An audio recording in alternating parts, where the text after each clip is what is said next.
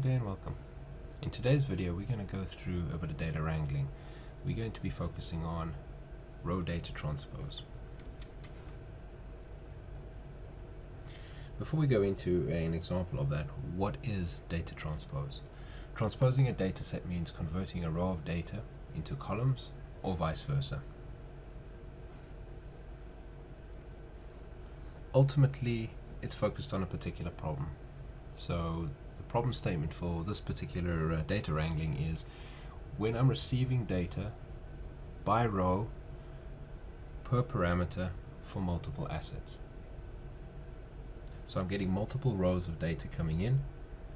How do I pass a single asset with multiple parameters to a downstream agent? For example, a predictive model or any EAM integration. To further explain that, what we want to do is we want to go from multiple rows to a single row for the asset, but with multiple parameters, i.e. multiple columns. So to do that, let's open up an example and walk through some of the details of that. So the first thing I've got is I've just got a blank data stream here, and we're going to create this to see the different results using some of the transformation agents that we have. Before we go into that, this is an example of the data that I'm going to use. This is just a normal CSV. It has just got 3 columns, asset, trigger type, and a value. And using this, I'm going to create a data stream to just show you how you can actually wrangle this into multiple columns and group by the particular asset themselves. So the first thing that we're going to do is we're going to drag on a CSV listener. I'm just going to name it properly.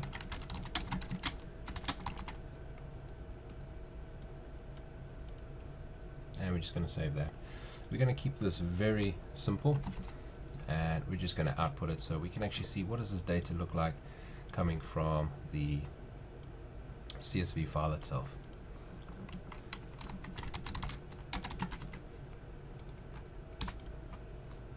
So now we've got the basic structure of our data stream set up and configured. What we're looking to do now is let's double click the CSV. We've got our default collection, we've got our default interval, we've only got 4 records in there, and the CSV reader takes 1 record every 10 seconds based on the interval here. I'm just going to change this to 5. We can click our select file, and what you'll notice is the CSV listener will actually automatically go through the file and it'll work out my definition for me as well. So I can click apply here, we can click save, and if we click publish and go to the live view, we can actually see what is the resulting data for this look like.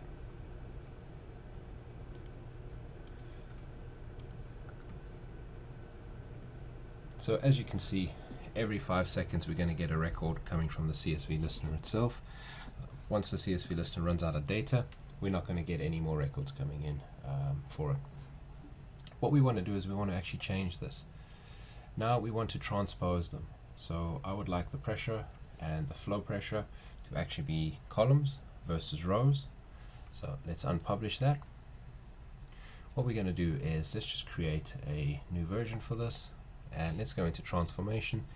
If we scroll down to the transpose, we'll just drag that in and we'll just configure that up. Again, make sure we've got our name correct. So we are going to transpose rows to columns, and we're still going to keep the resulting data set so that we can actually see the data coming in. If we double click the transpose agent, the default is row. You can do columns as well. For this video, we're just going to focus on row. We want to group by asset. The static columns, i.e. which columns do we want to stay the same in the same order, we'll just keep asset in there as well. The field we want to transpose is value. If I bring you back to the value is the field that we want to transpose, we want pressure head and flow pressure to actually be the column names themselves. So field to transpose is value, row to transpose will be trigger type, and right at the bottom here what are the values that it's expecting. So pressure head is the first one, and flow pressure is the second one. What it's going to do is it's going to try and match these two in the data coming in, and it'll use that to convert the row to a column, or if you select the alternate transpose type, it'll do the inverse of that. Let's click apply, we click save, and let's click publish to see what that looks like. The first one, we just had the CSV going straight to the resulting data.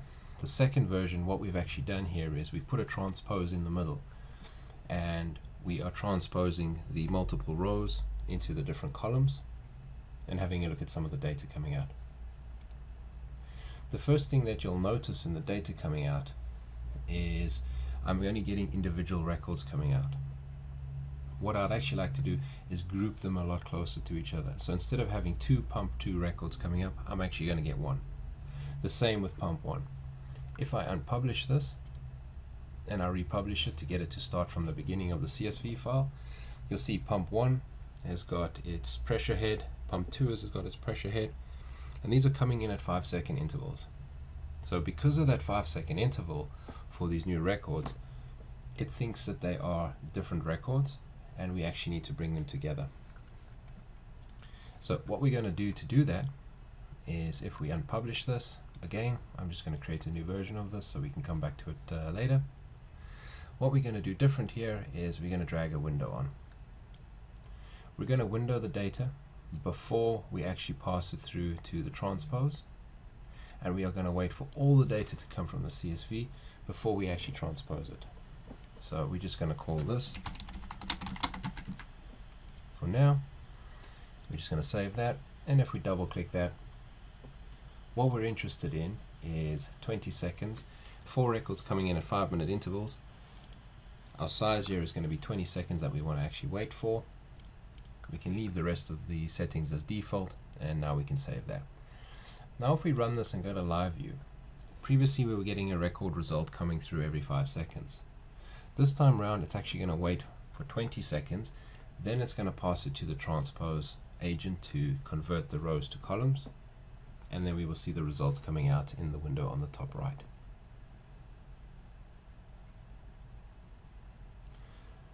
And there we go. So after 20 seconds, it's buffered the data coming in, it's passed that to our transpose agent, and now it can group by them properly, and it can create them into their specific columns properly. If you all remember, if we come back to the Excel sheet, so this is what our input data looked like. We had pressure head for pump coming in, we had flow pressure coming in, and what we wanted to do is take that, transpose it, so instead of 2 rows we're going to get 1 row of data with multiple parameters coming in. Now I can use this further downstream, and I can actually pass the pressure head to a predictive model, or the pressure head and the flow pressure to a predictive model. That is how we configure a transpose using a data stream in XMPRO.